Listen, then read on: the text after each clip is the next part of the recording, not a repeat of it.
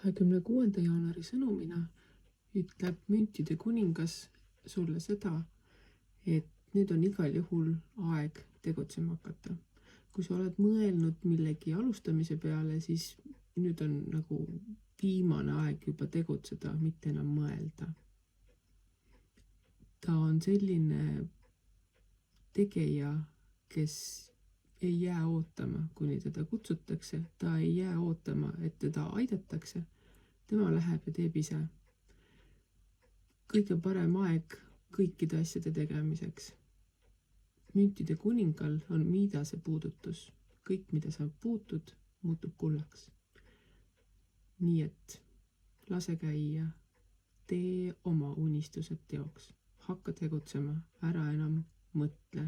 Nüüd on mõtlemisest juba ammu aeg möödas. Tegutse.